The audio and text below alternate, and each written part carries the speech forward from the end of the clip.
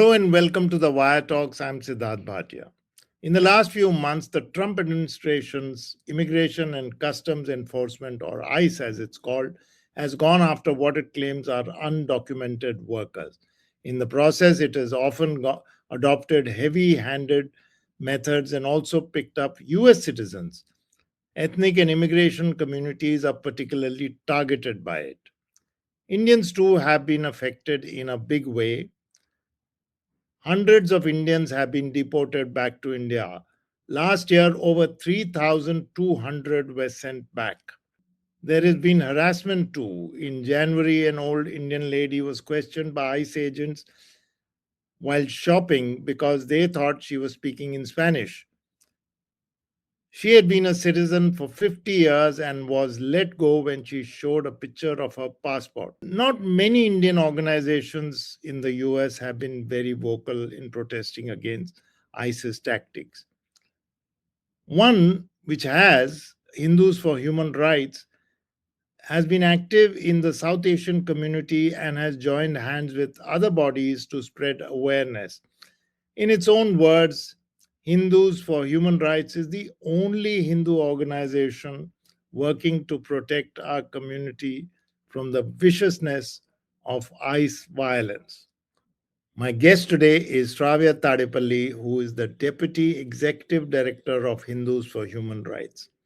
She has led several initiatives, including HfHR's annual Progressive Hindu Calendar, state legislative advocacy efforts in Oregon and Massachusetts, and Hinduism 101 training development for the US Department of Justice.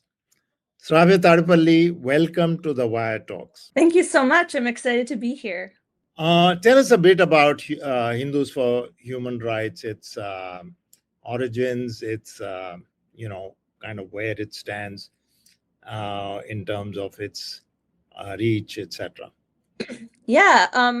So Hindus for Human Rights was originally started in 2019, and it was really in response to a concern by many Indian American Hindus about the way that Hinduism was used to fuel hate in India. And people were getting extremely nervous about the spread of Hindu nationalism and how people were using Hinduism to justify violence against Muslims, violence against Dalits, policies that treated Muslims and other religious minorities like second-class citizens.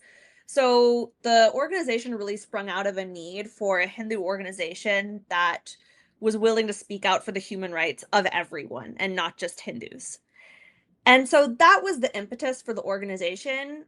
But since it started, we've also increasingly felt the need to stand up for other human rights issues.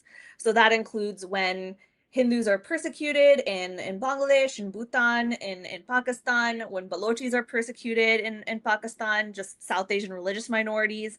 It's pushed us to stand up for Palestinian human rights. And most recently, especially given that our community is now a target in the United States, it's pushed us to stand up for the rights of immigrants. And one thing I'll just say that kind of to divert a little bit from your introduction is we're certainly not the only Indian organization working to fight for the Indian community on immigration. There's many organizations from SAJCO, South Asian American Justice Collaborative organization. They've actually sued the Trump administration for their policies related to H-1B visas. There's, local organizations like the Indo-American Center in Chicago, and we're part of this large coalition called South Asia Coalition, which has, several dozen organizations that are all working to fight for the rights of South Asian immigrants, and Indian immigrants are the majority of those. Yeah, I must emphasize here, just to clarify, that press release sent by your organization to us said we are the only Hindu organization, which I commented. But I'm very glad that Indian organizations are standing up. That's a very, very heartening development. Not much of that gets talked about but it should. Moving on, why call it Hindus? Why not Indians for Human Rights? Or is it strictly a faith-based organization? Sure. So one thing that we are always saying and sometimes have to remind people is that Hindus and Indians are not the same. Indian is, maybe an ethnicity or a nationality, but Hindu is a religious background that can come from many different countries, whether that's Nepal, that's the Indo-Caribbean, Bhutan, lots of countries have Hindus. And it's not necessarily meaning that you're Indian origin. But we are called Hindus for Human Rights because when the organization was started, there was this feeling that, and it's true, that not many Hindus, not any Hindus really, were speaking up against Hindu nationalism as Hindus. And there was a feeling that we need Hindus to actually stand up against Hindu nationalism as Hindus, saying that any kind of discrimination against religious minorities, any kind of caste discrimination, any kind of violence toward these communities is actually antithetical to Hinduism, because Hindu nationalists basically get their power by claiming to represent the Hindu community when they do not represent many, many Hindus. And the amount of support that we have and, like the work that we've been doing and how much kind of goodwill we've been receiving really shows that Hindu nationalists don't represent a significant number of Hindus. So basically, it's to show that Hindu nationalism, as it's being spread, is not the only representative of Hinduism. And in fact, but that brings me to the question, is Hindu nationalism, Hindutva, becoming widespread in the US, according to what you understand? So it's definitely grown. It's definitely growing. You see far more kind of explicit Hindu nationalist organizations nowadays than I think you would have seen 20 years ago. The Hindu Swayamsevak Sangh has shakas all over the country. I think I live in a state with not that many Indians, but there are, I believe, 3 HSS shakas in the Portland metro area near where I live. And I think people might have kept thoughts to themselves that are now said much more openly. Like, it's not that people weren't Islamophobic or something before, but you wouldn't have had some of these more brazen displays. As an example, you might have heard that in a New Jersey Indian Independence Day parade, a bulldozer was driven through the parade. And that made, many people in the community really upset because that was a pretty blatant display of Islamophobia given the context of what was happening in India. And so I think those kinds of brazen displays are much more common now. I think growing up, because maybe there were fewer Indians, there was a lot more intermixing, I felt, between different people of different like ethnicities, religions. And I feel like that's less common nowadays. I think there's a little bit more segregation at cultural events and things like that. But we're definitely seeing just more brazen Hindu nationalism than whatever's existed in the past. So is it taking roots? As you said, that it may not have been so obvious, but is it also taking roots with new converts to this idea that Hindutva represents Hinduism? And could it also be because of their sheer amount of sheer scale of their activities that they indulge in? I think that because there are more Hindus in the United States and because this ideology has gotten popular in India, like certainly that extends to the diaspora, right? Like the diaspora is communicating regularly with people in India. They're consuming Indian news. And those information cycles, those media cycles affect people in the diaspora just as they're affecting people in India. And I think especially maybe like newer generations too might feel maybe even more connected with India and what's happening in India than the older generations that came here a while ago. So that could also be contributing to the spread. So, which segues into what I was going to ask anyway. How have you fought back against this? Because this specifically would mean that you have to make people, if not unlearn, but certainly say that there are other visions too, and look at those other liberal progressive visions instead of just falling for tradition, culture, and all that you are hearing, all that you are consuming that's reaching you via WhatsApp, via rumors, via temples. So, how are you pushing back? Yeah, so Hindus for Human Rights approaches this in a number of ways.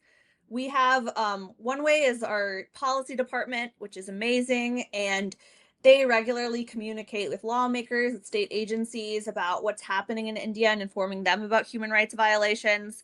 Of course, the cultural work is and that deep community work is often the harder part, because policymakers often are actually sympathetic to what we have to say and they see what's going on in India, but it's harder to make that case to our own community. And so what we have is a model of chapters, and we have chapters across the United States. I think we're up to 13 chapters in communities around the country. And those chapters, we give them the tools and the support to help try to identify ways to fight Hindu nationalism, caste, human rights issues as they're showing up in their local communities. So, as an example, a chapter might say, we want to try to get Hindus and Muslims in our community to just build relationships with each other and hold an interfaith event. And what's interesting is like some of these communities, they've like never had an interfaith event before, Hindus and Muslims, before we sort of helped facilitate that. Another example is doing a media misinformation training. I did one of these in Beaverton for the Association of Seniors of Indian Origin, and it was really well received. There were some older folks who were like, "Oh yeah, I'm spreading misinformation all the time. Like I didn't know I could verify like this image by using this particular tool." So some of it is just giving people the tools to be able to critically think about information themselves uh, without necessarily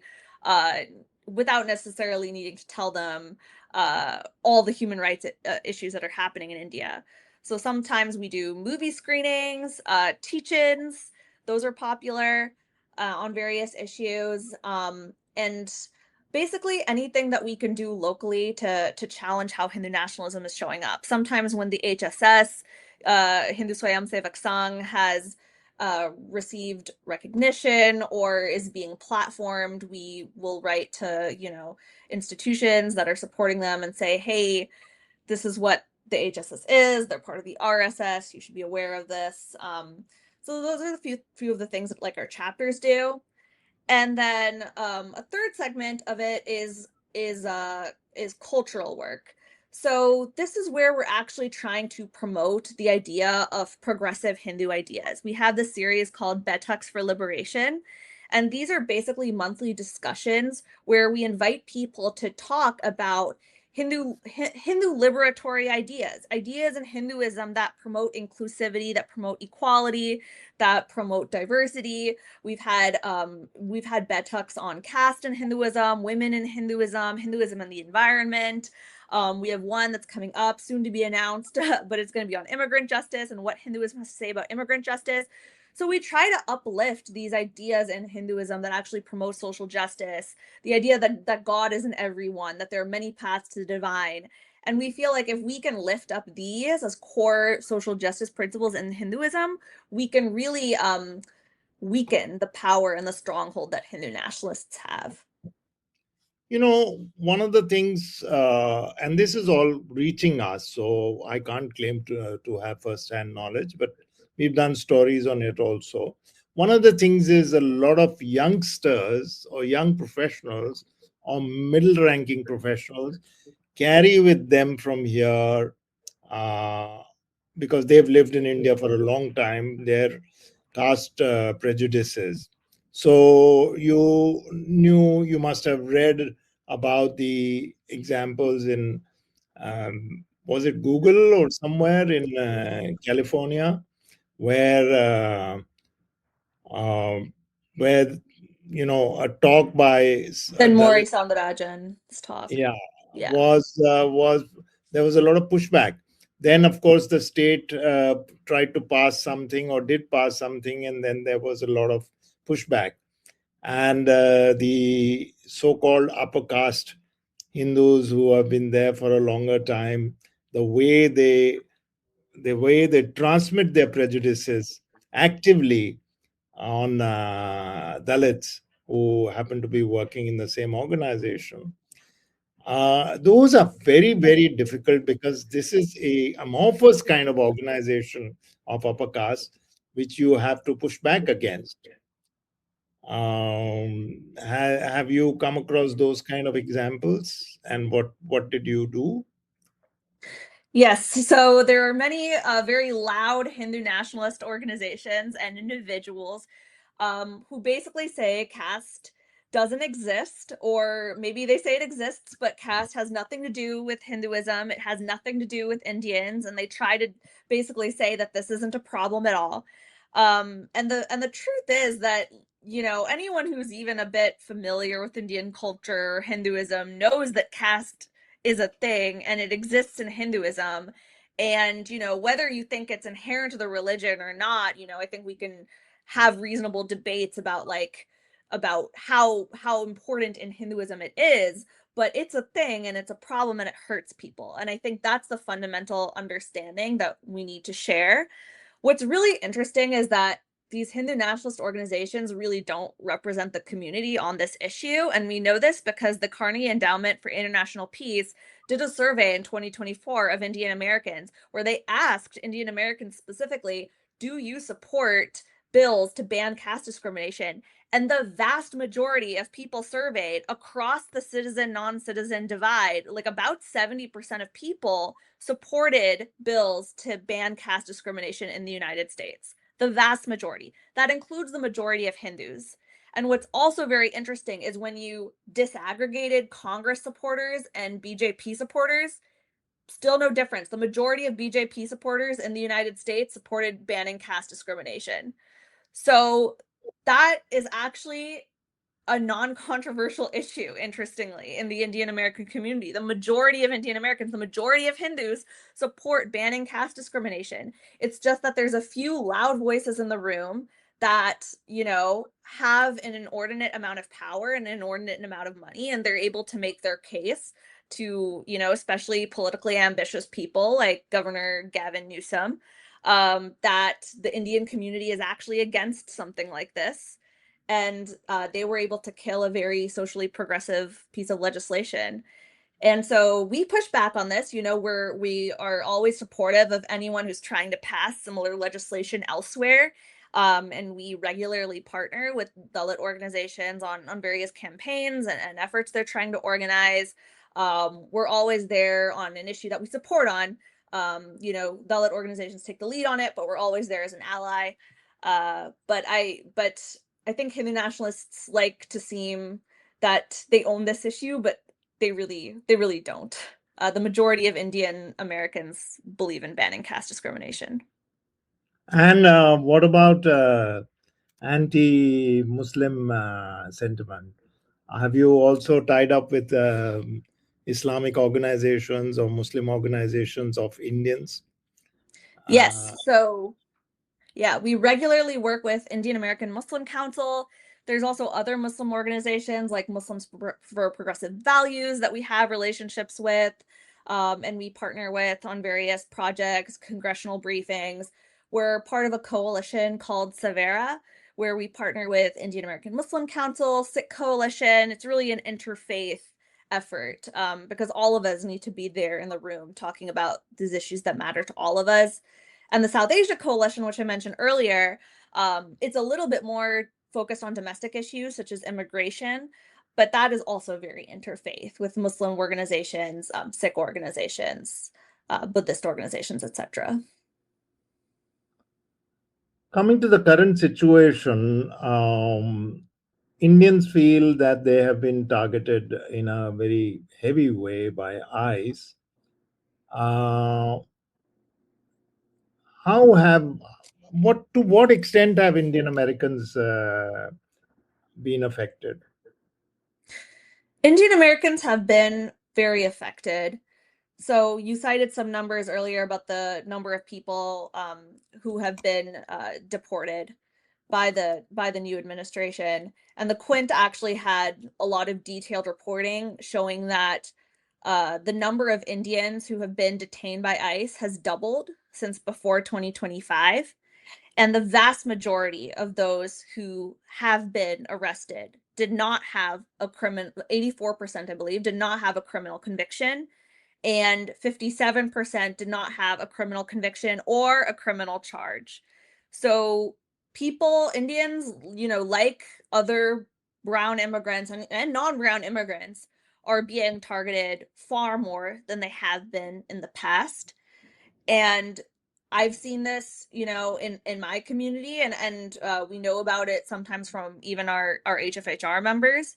There's some cases that people might be more familiar with, like there were two student visa holders who were working in a restaurant in Minnesota, and they were arrested, but I believe they were let go. And then, there's plenty of cases.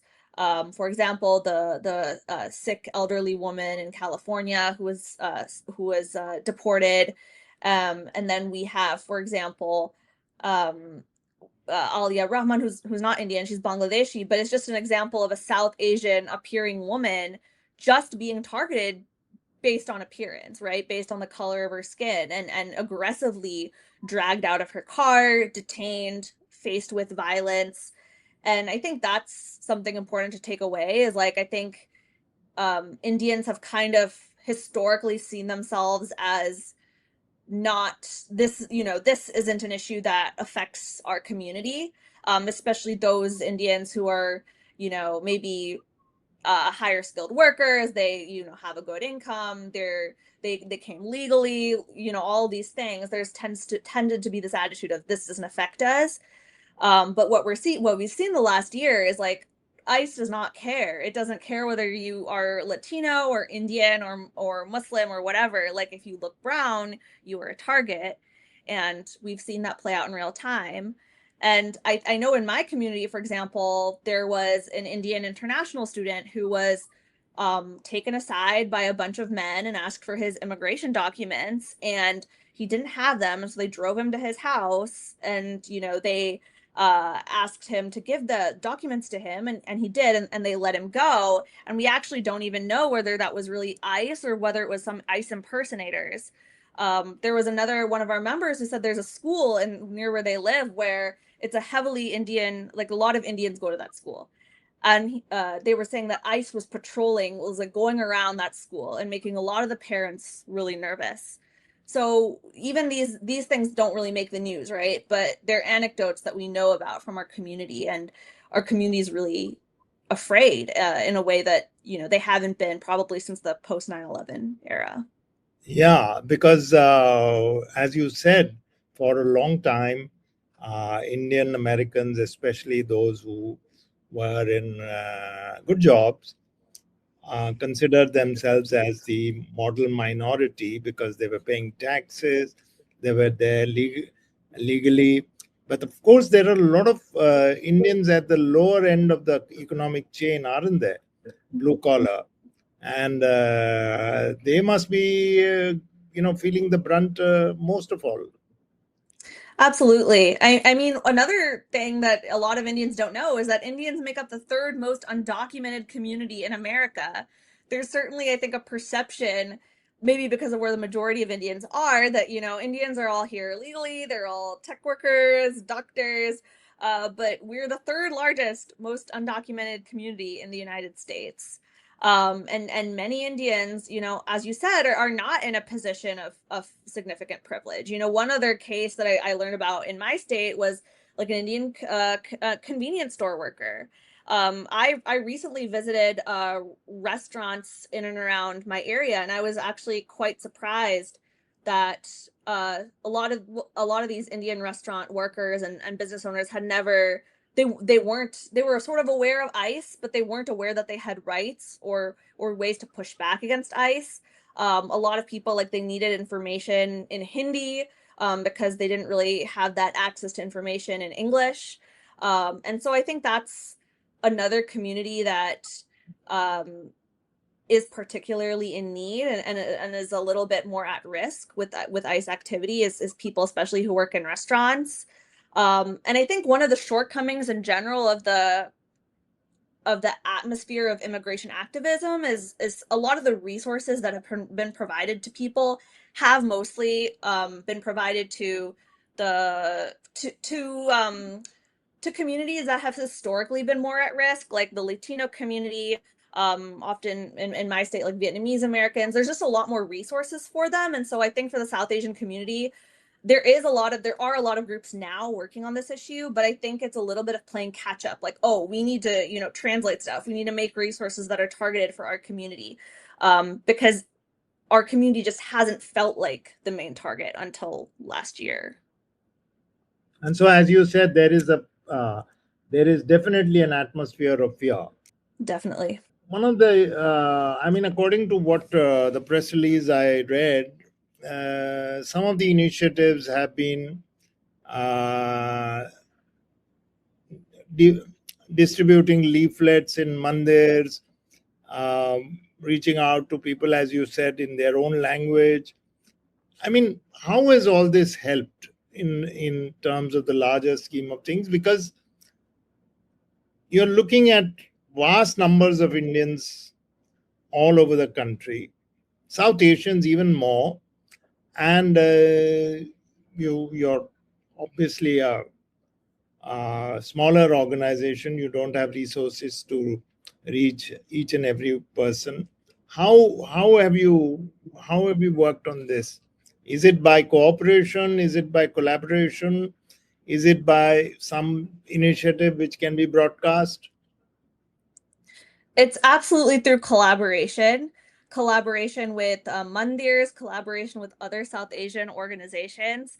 So our most kind of popular active program is our Know Your Rights, or Atati Devo Bhava program, which means uh, a guest is God. That's what it's typically translated as. But Anandanandram Bachchan, who is a theologian on our advisory board, he actually says that Atiti Devo Bhava actually more accurately would mean the stranger is God. So we've translated to the stranger is God. And this is our Know Your Rights program and we've done it and we've operated mostly at Hindu mandirs in New York City. And so what this has resulted in is reaching out to and coordinating with about 10 mandirs to distribute Know Your Rights cards, to conduct Know Your Rights trainings. And the first few that we did, we've collaborated with Drum. So that's Desis Rising Up with and Moving, and they're a big South Asian organization in New York City. So we've done Know Your Rights training, started out with them. But then we felt a need that we need to, move beyond New York and make sure that we can reach the whole country. And we also felt that there was a need for a little bit more South Asian specific information. And so our team worked throughout the fall to actually develop a slide deck that has information. It's kind of the standard Know Your Rights information. If ICE ever stops you in your street, in your car, comes to your home. But then there's also information that talks specifically about issues that Indians are more likely to face, such as international travel, what to do if you're a student visa and you're thinking about going home for the summer. If you're an H-1B visa holder, we have a section on like policy updates, which we're planning to regularly update with whatever new policy dictates are coming out that might affect South Asians. And fortunately, because of this chapter model that we have, where we have members all over the country and 13 like active chapters, which means they're active as as a kind of organized group. We are basically deploying these slide decks to our various chapters and our volunteers to do these presentations in their local communities. And so they'll be reaching out to, we have, mandirs, Indian community centers. Sometimes some communities, like my community doesn't have a temple, so we're doing it at a community center. But in all of these communities, we're asking all of our volunteers to partner with an existing organization that is more, that's an expert in immigrants' rights work. that they can then, collaborate with and have someone who might be able to answer some more detailed questions. But when you're thinking about scale, we are a very small organization, and there's only like a handful of organizations that are doing this work. But I think our greatest strength is the fact that we have volunteer members who are very passionate about going into their communities and helping their Hindu communities, helping their South Asian communities deal with the crisis that we're experiencing right now. And so we're really looking forward to this expansion beyond New York. Already a lot of the resource distribution, like Know Your Rights cards and stuff, that's been happening around the country. So we're just really excited for this next stage of presentations. Is HfHR also in a position to offer legal help? We do not offer legal help. That's just not our area of expertise. For legal help, there's organizations like SAJCO, which I mentioned earlier, South Asian American Justice Collaborative organization. They're much more active in terms of they have a hotline that you can call, and South Asian Bar Association has also been good with individual legal help. That's just not an area we don't have capacity or expertise. What are your future plans? Just not on this topic alone, but in general. And how would you reach out to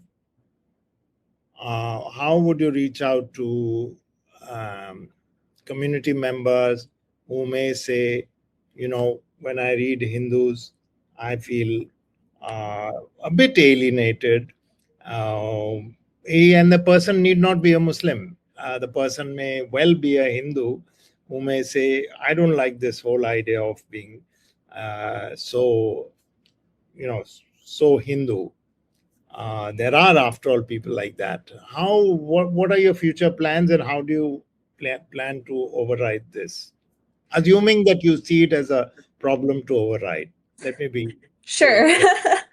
So our future plans, we absolutely want to grow. We want to grow our number of chapters. We want to expand the number of people who are in our chapters, who are active in our chapters, taking on volunteering roles. That's definitely a focus. We want to be able to reach more people who are, maybe they're just not aware about what's happening in India, for example. Like there's plenty of people in our circles who are actually very concerned about what's happening in the United States, but they don't know that much about the human rights violations that are happening in India. They might be very passionate about how immigrants are being deported here, but not know about the fact that Bengali Muslims and Rohingya refugees are being deported in India, or that Afghans are being deported from Pakistan. They don't know about that. And so as much as what we can do to just educate and mobilize our community around human rights in India, that's absolutely a focus for us. And in terms of people that might not feel comfortable with the term Hindus, well, first I will say is we have lots of non-Hindu supporters, Muslims, Christians, etc. And there's quite a few of our members who may not be religious, but they culturally identify as Hindu, or they grew up in a Hindu family, and that's why they feel, that Hindus for Human Rights is a place that they can organize through. And what I have experienced is, because we get this question a lot, is like, why are you Hindus for Human Rights, not Indians for Human Rights? Is I would tell them that our power comes from claiming that term Hindu. The Hindu nationalists get their power by saying we're the representatives of Hindus. And we take that power back by undermining that narrative and saying, well, we're Hindus and we believe that Hinduism should stand for something else. And even if you're not religious, we're Hindus and we don't believe in the ethno-nationalist project that is Hindu nationalism. So I think anyone, regardless of your religion or background or, faith convictions or lack thereof, should absolutely support us. And I think if you're a Hindu, you definitely should. Well, that was a good plug for your organization. One last question. Have you come in any face-to-face debating, confrontation, or any other situation with the HSS or somebody else? I have had confrontations with the HSS. Um, I'll say the most recent one was when I was organizing an interfaith event called Yugadi Eidster, where basically we were trying to combine Yugadi, which is Hindu Telugu Hindu New Year, with Eid and Easter, and we had a temple sponsor, we had a mosque sponsor, and we had a church sponsor, and a few other sponsors. And the Hindu Swayamsevak Sangh actually contacted the location that we were having the event at, and they called our caterer and they told the event center, which was the Baha'i Center in Beaverton, they told them not to host us, and they told our caterer not to provide food for us. And so fortunately, neither of them backed down. They continue to participate in our event, which we're very glad of. But I mean, that's I think one of the scary things about how Hindu nationalism is growing in the United States is that these organizations, they don't just exist, but they target people, they target individuals. If you are even having the most innocuous non-political interfaith event, they will target it and call it anti-Hindu, they'll target it and call it anti-India. And I think that just shows even the power of something as innocuous as an interfaith event, just bringing people together, just bringing Hindus and Muslims together to watch performances, eat food, get to know each other. That itself is a significant political thing to do these days because the Hindu right is so relentless. As the Hindu right in any shape or form, the HSS being the most prominent example, fought for the rights of Indians who are being affected by ICE? As far as I know, they have not. I've never seen a statement from the HSS about ICE. I've never seen any actions from the HSS about ICE. So that should tell us something. I think it should. I think what it tells us is that they mostly care about, frankly, I think hating on Muslims. They don't really care about supporting Hindus. Very, very, very well said. Thank you, Sravya. You provided us a picture sitting far away to our listeners and readers that what's happening in the US has many dimensions to it, and that not everybody is standing up for the rights of the Indians who are being affected by ICE. And one of the things you mentioned somewhere that the number of people already picked up is far exceeds the number of people who were deported last year. So that process continues. There was a little bit of publicity in India when the first plane load arrived, but the process continues. So thank you for giving us this holistic view of what's happening in the Indian community vis-a-vis ICE, something that worries a lot of families in India. That was so. Thank you very much for joining. Thank you for having me. That was Sravya Tadepalli, Deputy Executive Director of the Hindus for Human Rights, which has been one of the organizations standing up and trying to spread the word about the rights of Indians who may be affected by ICE deportations or ICE interrogation. We'll be back next week once again with another guest. Till then, from me and the team, goodbye.